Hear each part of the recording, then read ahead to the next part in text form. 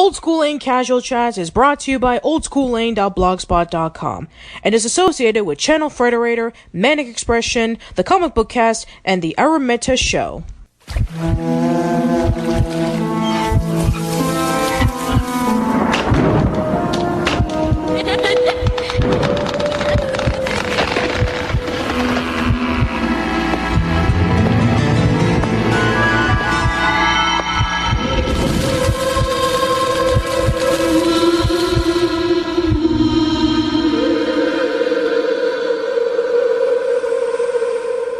Hello, everyone. Welcome to a new episode of Casual Chats. I am Patricia, and kicking off the Halloween season, we're going to be discussing about Are You Afraid of the Dark with two very special guests. We have Andrew and Joey from the Big Orange Couch. Welcome back, guys. Hi, welcome. Thank you. Yeah, thank you. I guess it's been a while since you've probably, been a guest on somebody else's podcast, huh? Yeah. Yeah, we're usually welcoming people. Right. Yeah, so last year, I've had the co-hosts of You Scared of This, the podcast that talked about every single episode of Are You Afraid of the Dark. We were discussing about Snick. And we talked about every single show that featured on Snick, with the exception of Are You Afraid of the Dark, because they've covered it so many times that they didn't want to regurgitate everything that they've talked about over the past year and a half or 2 years or so. So this time around, I am going to be going in depth about Are You Afraid of the Dark because of the new miniseries that just came out roughly a few weeks ago. So I'm going to be discussing about the original series, and then afterwards around Halloween, that's when I'll be going over the discussion of the three-part miniseries. So right before we do that, I'd like to know from the both of you, how did you first get introduced to Are You Afraid of the Dark? My earliest memory of it is like hearing the theme song, and at the time I was so young that I was like, it freaked me out, and I wouldn't watch it for a little while, probably like a year or so after that. Oh, really? Yeah. For me, it was just like I was obsessed with Nickelodeon, and I had to be early on because I have vivid memories of watching Phantom Cab and like almost having trouble going to sleep that night. So I think from the beginning, I pretty much watched it. I don't know if I was probably a week-to-week person, like every Saturday night watching it if I could, and probably fell off around when they went to those. I didn't make the leap to the 6th and 7th season. Yeah, well, we'll talk about that. Don't you worry. All right. So, yeah, as for me, I think that very similar to when I was discussing about my memories of Snick. I pretty much saw it when it was like very new, and I started tuning into watching like the original stuff, with the exception of Roundhouse, because I don't think a lot of people tuned into Roundhouse. At least, as like their definitive Snick program, because you had Clarissa, Ren and Stimpy, and Are You Afraid of the Dark airing at that same time slot. Right.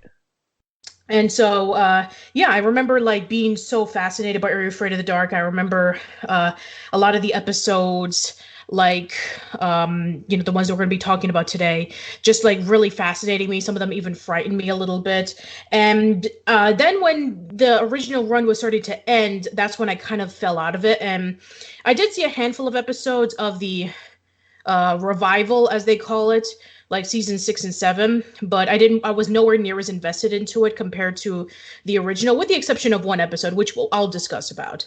Oh, okay. So let's go over it. So, Are You Afraid of the Dark? I'm sure a lot of people may know about the history of the series, but for those who don't, it was a show that aired on Nickelodeon in 1991. It aired a little bit earlier in Canada because it was filmed in Canada, and it does feature the Midnight Society, which are a group of kids who meet up every week and they discuss about scary stories.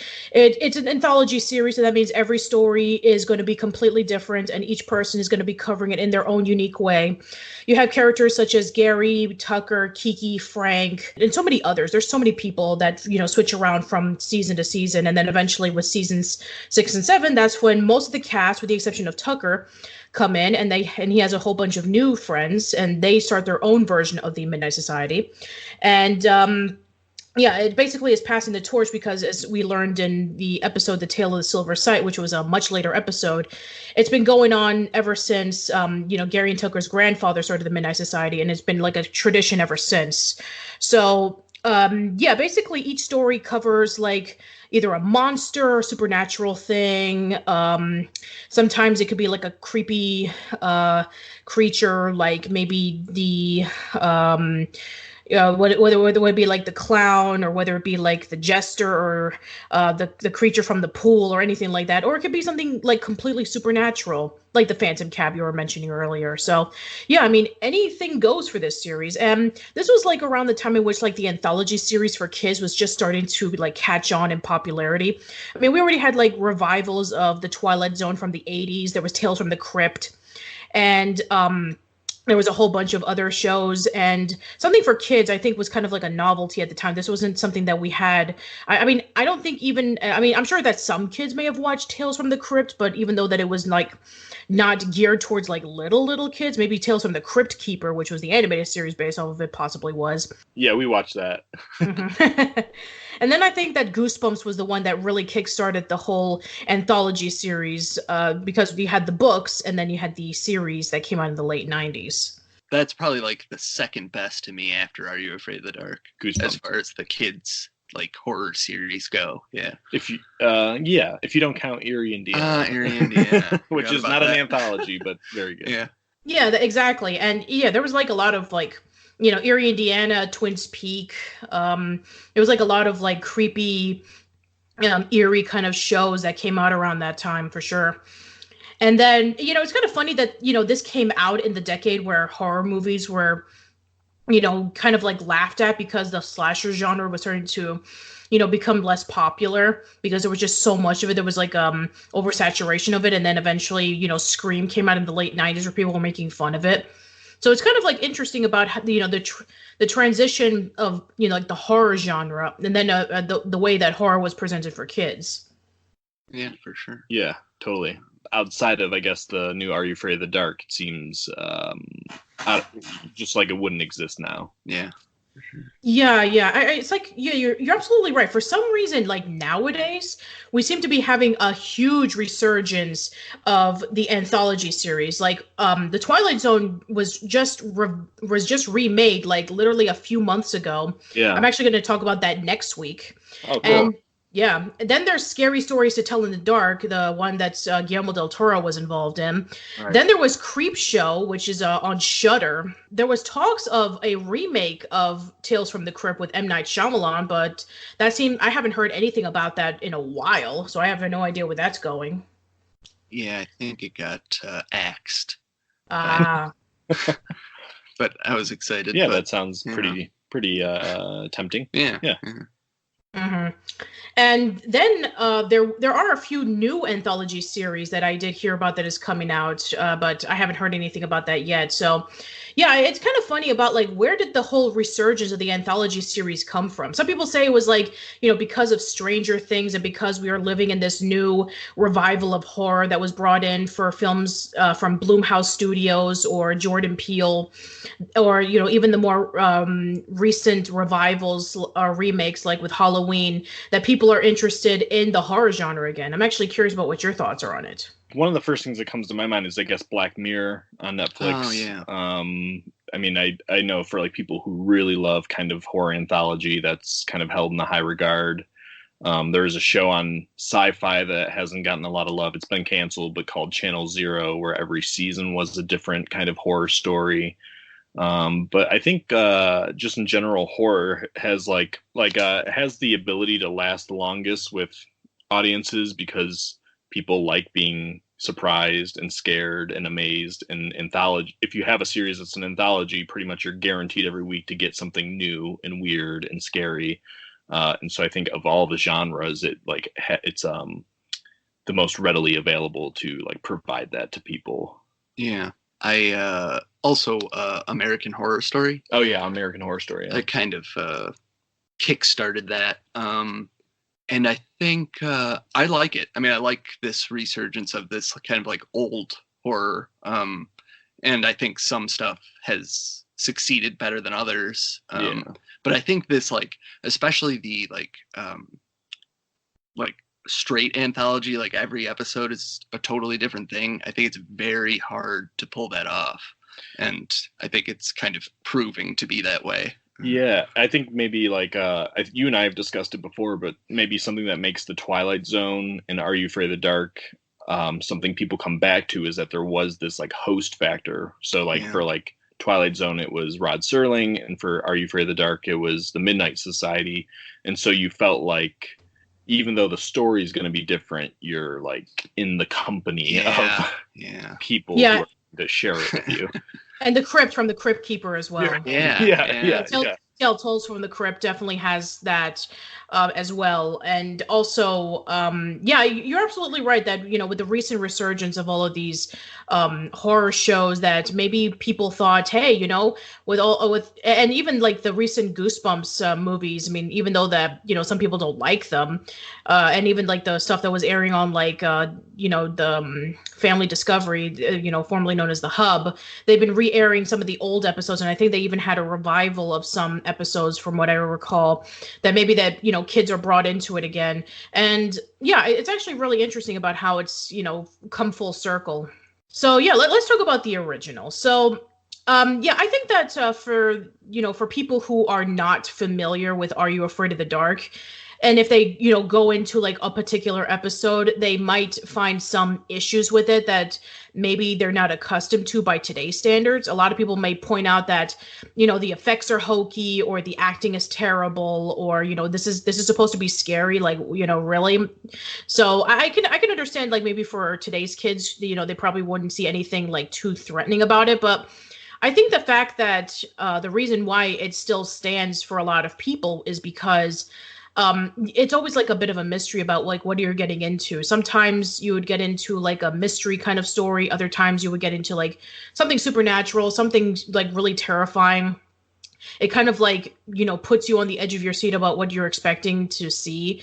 And there's a lot of stories that do hold up. I think that some of my all-time favorites have always been about like, you know, some of the monsters that are portrayed, like, you know, Zeebo the Clown, or the Ghastly Grinner. There's like so many I can, you know, like talk about.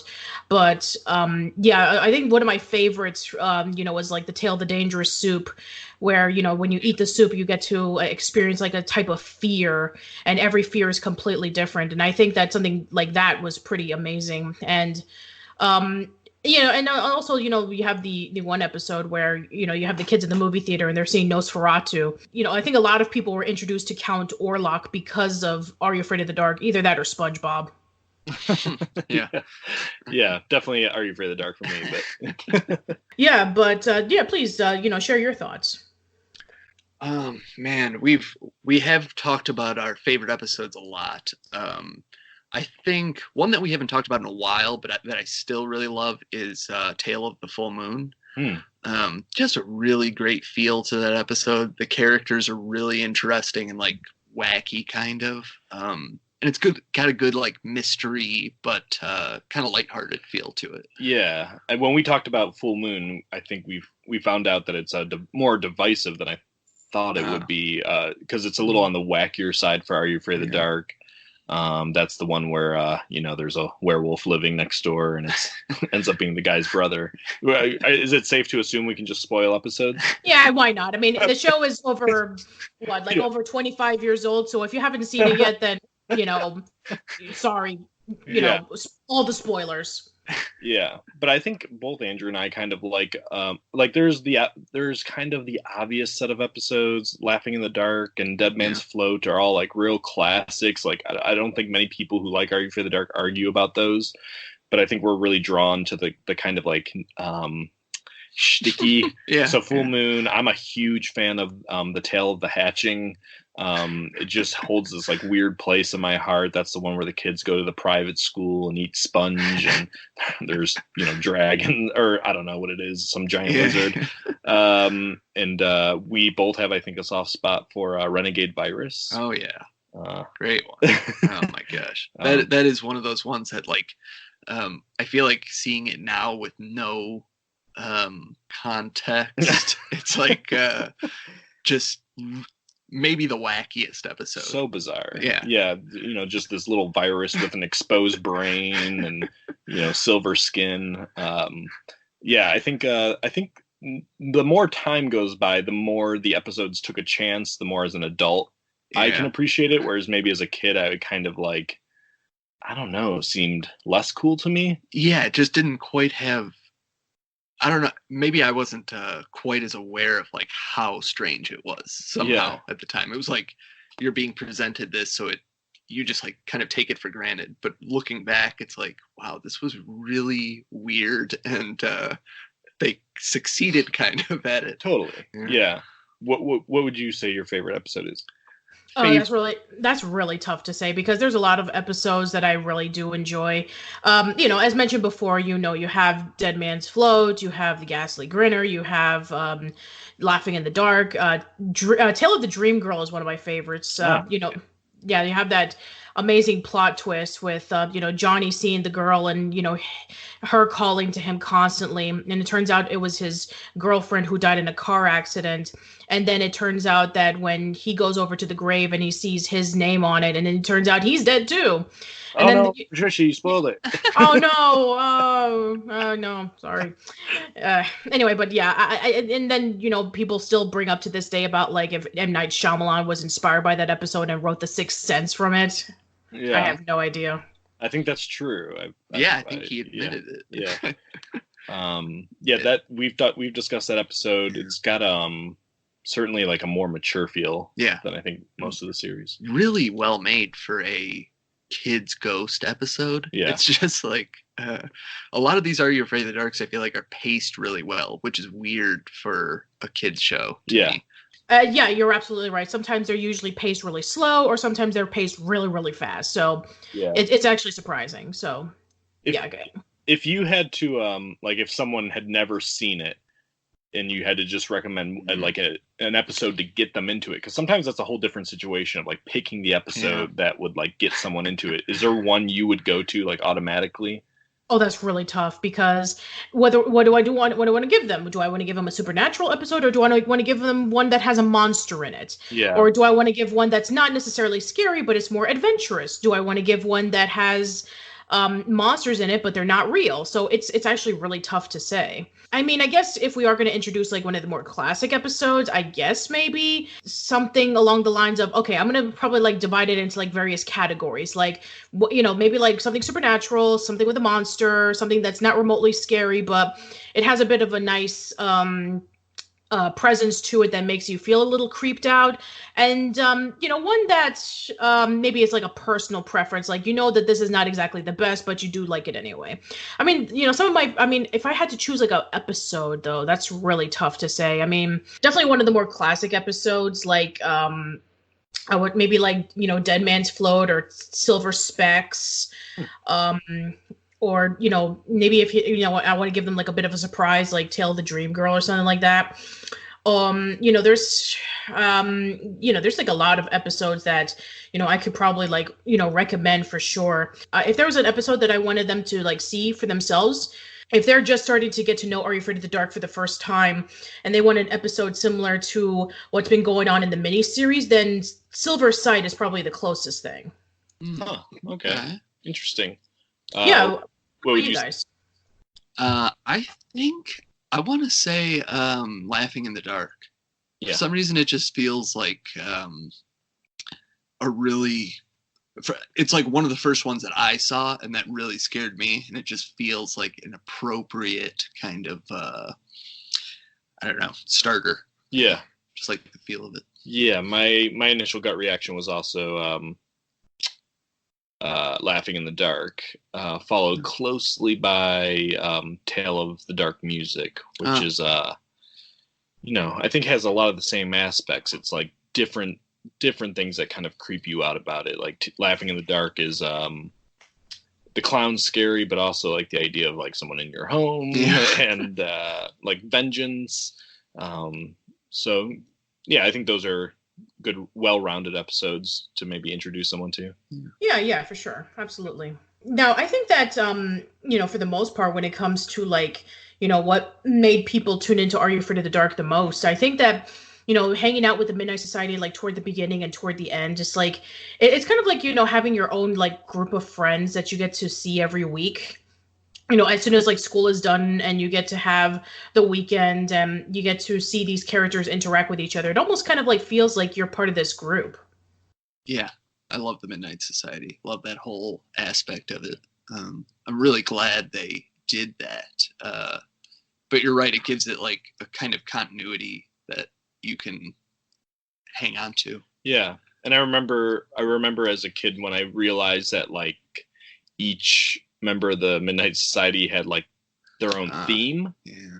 Kind of like blew my mind. Like, what? Oh, only Gary tells the Vink stories, or so it felt they put some thought into it, and I thought the characters themselves, even though we're only with them briefly, they did a really good job of making them feel well-rounded as you got what their niche was. Yeah.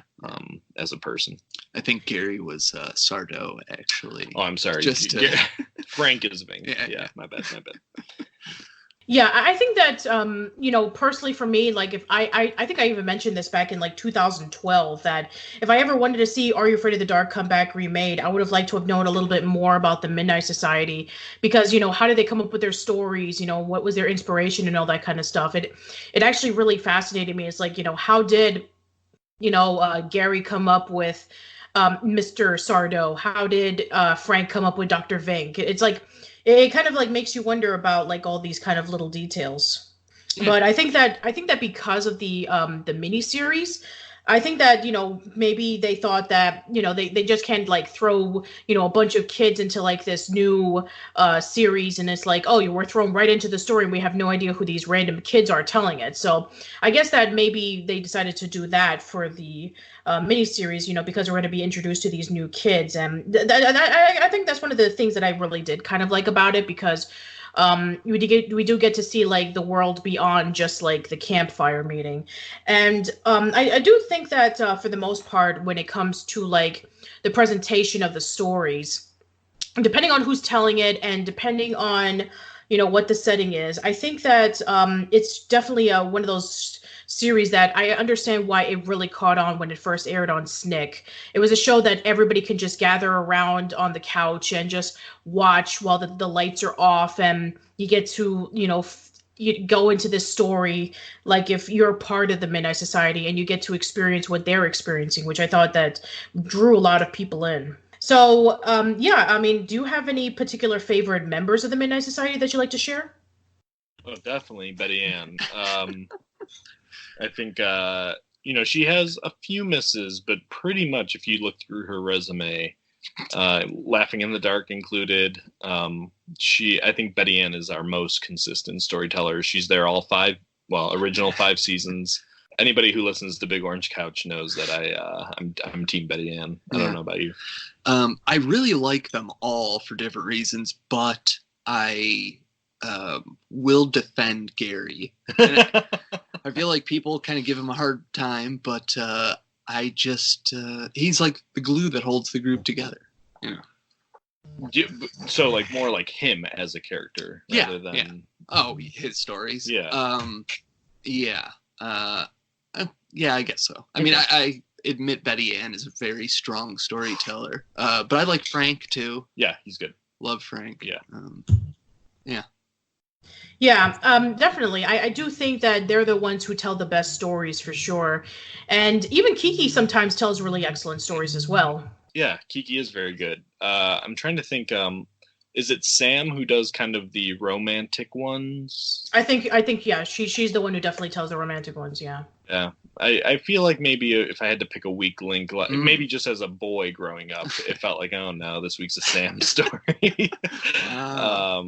I like the ones that have like no love interest at all. Your renegade viruses. Yeah. Yeah, I think that the characters that only like lasted like, they had the least amount of stories to tell, or the ones that only showed up once and never again, they're the ones that definitely just leave the least amount of impact on the series. Yeah, David, maybe. Yeah, David, yeah. One season, right? Or I think so. Yeah. David, let's see, I have it here. David, David's got a resume here. He told Lonely Ghost, Twisted Claw, Dark Dragon, Shiny Red Bicycle, and The Tale of the Hatching. Wow. Yeah, pretty good resume. Yeah.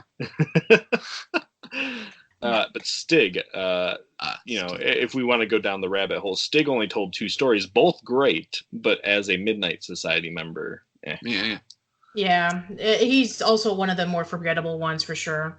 Yeah. But I think that for the most part, I think that each of them do bring in their own style of storytelling, and depending on who it is, especially if it's going to be either a Gary, Frank, or Betty Ann story, then you're definitely going to see some really good stuff coming in. So yeah, I think that for the most part, the season, the original 5 seasons of Are You Afraid of the Dark, there are some clunkers here and there. I'm sure that. You guys can vouch for it, and so can the guys from the You Scared of This podcast can vouch for it as well. So yeah, I mean, for the most part, that's where most of the classic episodes are. But let's talk about the elephant in the room, and let's talk about the revival run, seasons 6 and 7. I think from when it originally aired, the only thing that I remember about it at all is Dice being part of one episode. Is that Forever Game? Maybe. Yeah. I still haven't gone back and watched them. I mean, we've talked about it a lot, revisiting some of these to just see if they're quite as bad as we think or not. Yeah. We've talked a little bit on our podcast about maybe just aging out of it a little bit. By the time 6 and 7 came around, we were in the midst of our teens and maybe just past it. But yeah, there's only a few episodes from that I really remember very well. Season 7, I think The Tale of Many Faces has some very memorable imagery. Boy, and I hope it's not on your list as something good, but like things like Virtual Pets or The Gruesome Gourmets kind of stand out as stinkers. Yeah, one of our guests was putting down Gruesome Gourmets pretty hard. But I feel like I recently read somebody talking about that episode as being one of the best of the newer seasons. Okay. So yeah, we are definitely guilty of neglecting those 2 seasons. Yeah. We not that we don't want to, we just haven't watched them in a long time. Yeah, it's understandable why a lot of people haven't watched them, because it was at that point in which when Goosebumps was out, and Goosebumps was hugely popular. I remember when I was older that there was this huge debate amongst my class about were you a Goosebumps kid or were you an Are You Afraid of the Dark kid? There's always been that massive debate. It's you have these 2 Canadian shows that were an anthology series featuring kids. So, which one are you going to vouch for the most? And I think I even mentioned this in my Goosebumps podcast that I do like the books, but when it comes to the TV series, I prefer Are You Afraid of the Dark? For sure. I can't believe there is such a thing as a category of Goosebumps kids. I mean, you believe it, yes. To watch the shows side by side, I think it's I just think DJ McHale really had a vision for what the show would be. I'm with you as far as the books of Goosebumps. The books were really fun and they're really good. I just don't know if the story's always really translated to the episodes. I think that the one thing that I did remember from the later seasons was that you had one of the characters who didn't want to sit on logs and the floor, so they decided to bring couches and sofas into the Midnight Society, and so it just kind of took away the rawness of the series. Is you have these kids and they're gathered around in this campfire and that's all they had, just a bag of coffee creamer and throwing it into the fire, and that was pretty much it. But with the fact that we had one member who was this rich girl, is I don't want to sit on the ground or on rocks or on the logs, and let's bring these couches in because I want to sit more comfortably. It's the equivalent of you want to go roughing it and you want to have this nice camping trip that you want to experience nature and stuff like that, and then all of a sudden you just bring in your HD TV and your Wi-Fi and you just experience nature like that. It just kind of takes away from it. Yeah, totally. I wouldn't prefer. I guess I didn't even recall that happened, but it sounds off-putting. Out of interest, I mean, I'm assuming maybe you're more familiar with season 6 and 7. Are there episodes that really stand out as ones you think are worth pursuing? Like I said before, The Tale of the Silver Side is one of the very few that I do recommend people checking out. Yeah. Okay. Because it's the one where Gary returns. It's the one where we get to know about the Midnight Society outside of the storytelling. We do get to know the backstory of, the other kids, and we get to meet up with this monster. It definitely feels like, every part of the story that they've been telling, like all the supernatural stuff and the ghosts, it's actually happening in their town. And there's this really interesting mystery about, like, trying to find the silver site, which is like this, powerful relic that needs to be discovered that's been lost for like 50 something years. And it was like put in a curse or something. So if there's any episode that I would recommend that one. Okay. Nice. Okay. Not to push too much, but anything beyond Silver Sight? There are like a handful of episodes that I do kind of remember. I do know about one that does involve with a vampire that, you have this kid who's kind of like a shut-in, and, he meets up with this other vampire, and, he slowly kind of like starts turning into one that, he's starting to become even more of a shut-in. So I kind of remember that, but I think that might be called Vampire Town. Yeah, it is called Vampire Town. Yes. Yeah. But other than that, there's not really a lot that really stuck out. And it's a shame, too, because I know that DJ McHale was still a part of it. I just felt like some of the magic was kind of a little lost. Yeah. Yeah. Okay. Yeah, I think we're just going to have to buckle down and watch some of these. Yeah, I'm sure that there are some gems of season 6 and 7, but yeah, when you have the mentality of growing up with the first 5 seasons a lot, it's kind of hard to look like really excited towards like a season that you have absolutely no familiarity to. So because you have the first few seasons like engraved into your head, it's like you're expecting something as great as that when you head over to like a season where it has like the completely different members of the Midnight Society and their storytelling is completely different. So you could either like walk into it with no expectations, or, if you are going to be expecting something, expect to be a little bit disappointed. So it's like, pick your poison. Yeah, for sure. Yeah, I think that also, from what I recall for Are You Afraid of the Dark, there was supposed to be a movie of Are You Afraid of the Dark called The Tale of the Boogeyman. And DJ McHale was originally supposed to write a script for an Are You Afraid of the Dark movie. And it was going to be featuring the Boogeyman. And I think it was going to be either featuring Mr. Sardo or Dr. Vink. But unfortunately, Nickelodeon canceled it because they thought it would be too scary for kids. And so the movie was scrapped, and, we would never have a movie based off of Are You Afraid of the Dark until like over 20-something years later, where we have the miniseries. So, I've talked about this a few years ago, and I thought I would have really loved to have seen this. But I think it would have came out at the wrong time because it was scheduled to be released either around 98 or 99, and that most likely would have featured in the kids from the revival and not the kids from the original. But I think that the fact that maybe the ratings of Are You Afraid of the Dark were starting to tank maybe didn't help much. I'm actually curious about what your thoughts of it. Maybe it could have been good. Maybe you were glad it didn't happen. What are your thoughts? I would have liked to see a movie, though I would have preferred the original cast, of course. Like, I would have loved to see it in that first era. Yeah. It would have been great. Yeah, I wouldn't have minded it. Do you know if it was supposed to just be like on Nick as a movie, or is it going to be a theatrical release? Theatrical. Oh, okay. I definitely would have probably as a teenager enjoyed that. I don't think for me personally, the Midnight Society doesn't quite matter as much to me. I like my focus.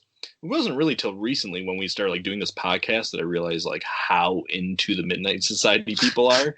That, even when I would think about it for years past the show, I would think about the stories and I'd have no recollection of their names or who the Midnight Society were. So I think maybe just for me, that element doesn't matter quite as much. But, if the story was good, then of course, yeah, the Tale of the Boogeyman doesn't sound, it gives me some doubts, but, I certainly would have loved to sat in a theater and watched it. Yeah, I think that would have been really interesting. And, I mean, who knows where the lineup of Nickelodeon movies would be today if that would have came out, like, after Harriet the Spy and Good Burger, Are You Afraid of the Dark movie? Yeah. That would have been really interesting. Yeah. And they had a Rugrats, right, and Hey Arnold. Oh, yeah. So, yeah, I mean, it seems like maybe it could have happened, but, yeah, I don't know. Things fell through, right? Pete and Pete became kind of Snow Day. And, yeah. There was the Fairly Odd Parents movie. Yeah. Let's see. The Prometheus and Bob movie didn't happen. Oh, I wish that would have. Yeah. I would have loved to have seen Chris Farley and David Spade as Prometheus and Bob. That would have been amazing. Yes, agreed. And let's see. There's like also the Bone movie, which it just was recently announced that it was going to be on Netflix. So that would have been awful, by the way. But it would have been a curious thing to see. How it would have screwed up. Especially since if you've read the article that was discussing about what they were going to add into this movie, like they wanted the Bone characters to be like a lot younger. They wanted it toned down to be more child friendly, and they wanted to add in Britney Spears and NSYNC music into the movie. Huh. Weird. Yeah, I know, weird. It's like they clearly don't know what made Bone great in the first place. And there's like a lot of like rejected Nickelodeon movies. I've done like 4 years worth of podcasts on it, so yeah, you need to go check that out. Although the last two are the ones that are available, but what do you do? Anyway, but I think that if we would have had the Are You Afraid of the Dark movie, I mean, maybe it could have lasted a little bit longer than it did, because it did come out, Are You Afraid of the Dark did end when Snick was starting to become a lot less popular. It's kind of like an interesting coincidence that Are You Afraid of the Dark, All That, and Kenan and Kel all ended in the same year. They all ended in the year 2000.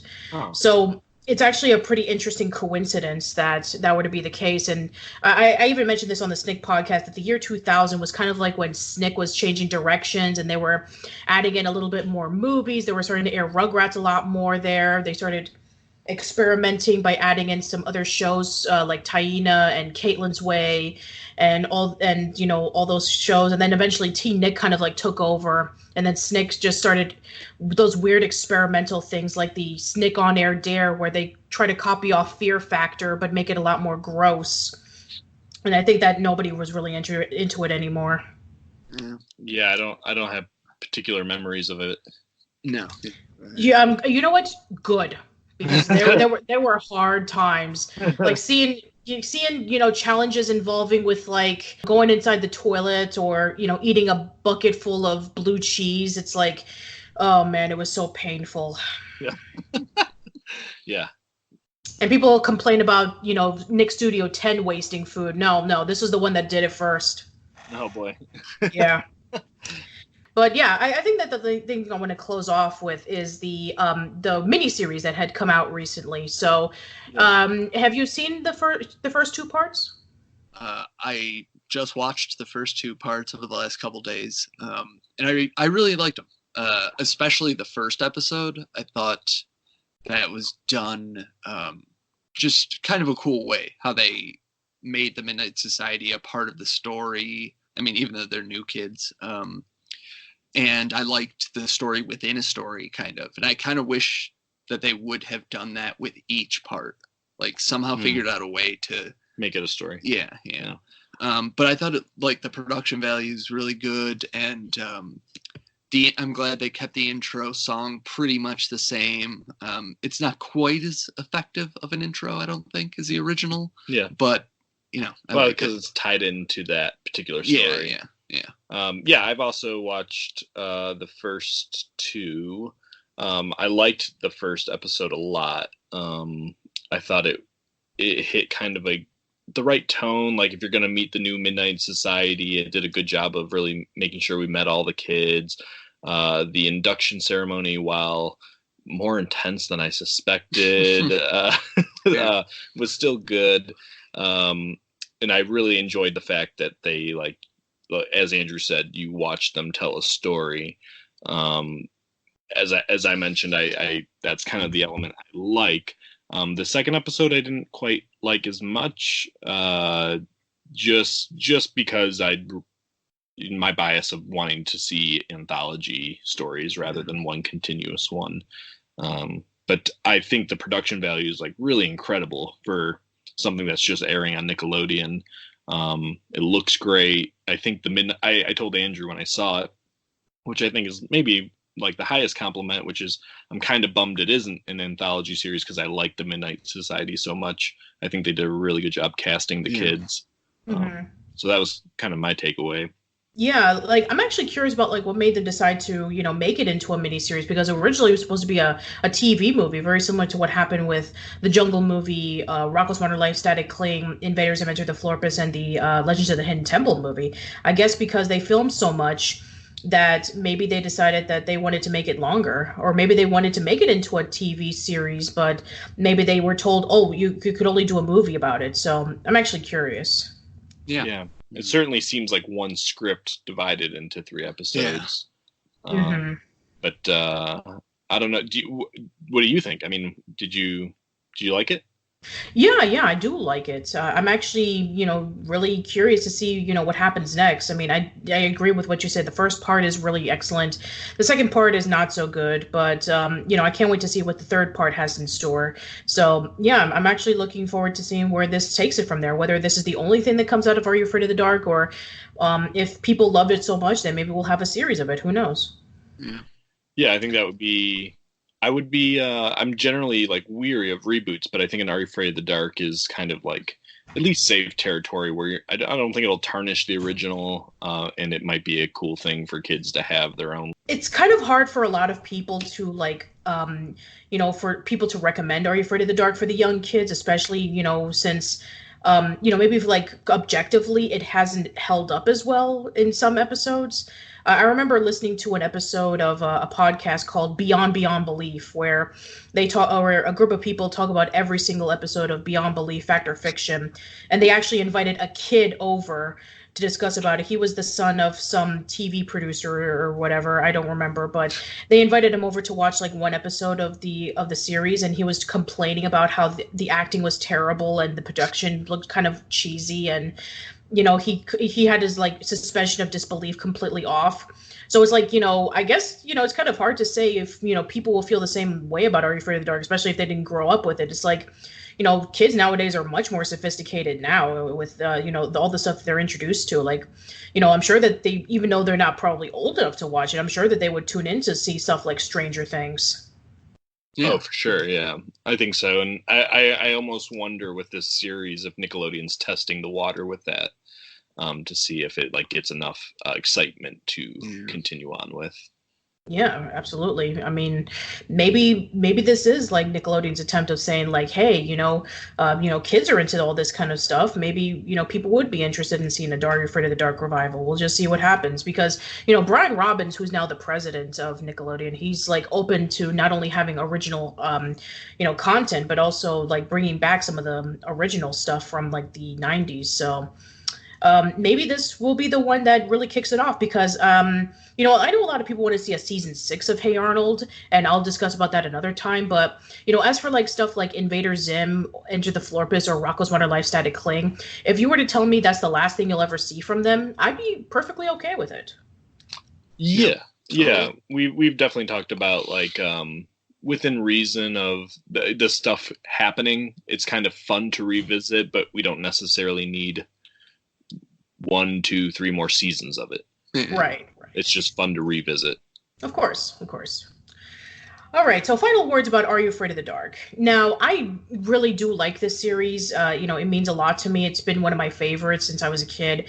And I do understand that maybe for like people who are new to this series or have never seen it before, maybe like just watch one episode, they find out, they discuss about like, what's the big deal? I think what you have to understand is like, it was definitely like a show that catered to like a particular audience, and it came out in the early 90s, and the stuff that they were able to give to kids I think that it was incredibly effective. And it's hard to believe that this show almost didn't come out because they thought that it would be too terrifying for kids. But somebody found the script laying down on some desk in a closet, and then they saw it, and they were like, why are we doing this show? It's really good. And they took a chance, and look where it came from that. Yeah, for sure. I mean, I think one of our experiences talking about so much 90s Nick is that the show, I think like the highest praise for the show would be that it kind of holds up exactly the way I remembered it. There's some shows where we've revisited where it's kind of a bummer. It doesn't quite feel as good as I remembered it feeling. Some shows are even better actually than I remember. And some episodes of Are You Afraid of the Dark are better than I remember. So I think even after like 25 years to go back to the show that, by most accounts, shows I revisit don't really hold up. Yeah. I think this show was really important for like people in that 10-year span who were looking for something quirkier, right? Like, I mean, if it wasn't Are You Afraid of the Dark, then I just would have been watching X-Files, but I was happy to have both. Yeah, I could definitely see that. Yeah, either X-Files, Erie, Indiana, Ghost Rider was one of my favorites as a kid. Yeah. But yeah, I think that for a lot of people who grew up with it, Are You Afraid of the Dark is very meaningful for a lot of people. It definitely was the kind of show that a lot of people can tune in to get that bit of a fright and to have like conversations like during school times in which you're like talking about like, oh, did you see this episode last night about the clown, or about this scary monster? It was awesome. So I think that it does really bring a lot of people in, even people who don't even like scary stuff. Yeah, we've really, I mean, as you mentioned, we've kind of picked these shows apart a lot recently, and really paying attention to how these episodes are written. I think it's still really good. Like, if I can just eliminate the nostalgia from my eyes, I think it's like objectively written really well and kind of like made really tightly.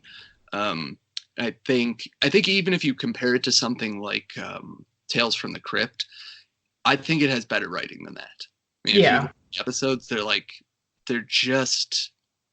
they're an impressive feat for a kids show, especially. Yeah. Oh yeah, for sure. I mean, Tales from the Crypt would be more like for a teenage audience because there would be like some swearing and some blood and all that kind of stuff. So it wouldn't be necessarily kid friendly, which makes Are You Afraid of the Dark even more impressive that they were able to get away with the stuff that they did. For sure. Yeah. Or that it was as scary as it was without blood and without kind of like the more adult feel. It was more about those lasting images of, thinking about the Grinner or thinking about the Night Shift vampire, those kind of faces that stuck in your brain, even if you couldn't really remember what the episode was totally about, because there was, a 15-year period where everything wasn't on YouTube. You just had to use your brain to kind of try to remember this stuff. Oh, yeah. So, especially since, like a few years ago, like, trying to get a hold of these episodes on DVD was ridiculous because it would be like on Region 2 because it was like all released on Canada first before it was released in America. Yeah. Yeah. So, I mean, that is a good part about kind of like the access to everything and the revitalization of like people being interested in it is for people who just want the old stuff. Now we have maybe a better chance at maybe there'll be a more proper release or we'll see. Mm-hmm. Yeah, for sure. All right. I think that should be it. So I want to thank you guys so much for coming on by. I really do appreciate it. Very welcome. Thank you for having us. Yeah. So, please plug and promote your podcast if, for those who are interested in taking a look into what you guys are doing. Yeah, we're Big Orange Couch, the 90s Nickelodeon podcast. We are on iTunes and Podbean. Pretty much, if you just search anywhere you listen to podcasts, you will pop up. And we talk about every Nick show possible. We do episode reviews. We argue. We debate. We do favorite lists. We do worst lists. We look at year in reviews. So anything Nickelodeon, we just kind of like having our friends by. Sometimes we'll interview people from Nickelodeon. So just all things Nickelodeon. If you want to check us out, we're Big Orange Couch. All right, awesome. And let's see, as for me, as mentioned earlier in the podcast, we're going to be continuing with our anthology talks because next week I'm going to be talking about the recent Twilight Zone revival with a very special guest. We watched all 10 episodes and we do have our thoughts on it. Some of them might be good, others might leave a lot to be desired, but you have to see which episodes we recommend for you to check out, so please stay tuned. And thank you so much for listening, everyone. Let us know in the comments below about your earliest memories of Are You Afraid of the Dark? Which are your favorite? Which are your least favorite? What are your thoughts on season 6 and 7? And also, what are your thoughts on the new miniseries that has just come out? So that's it. Hope to see you around soon, and take care.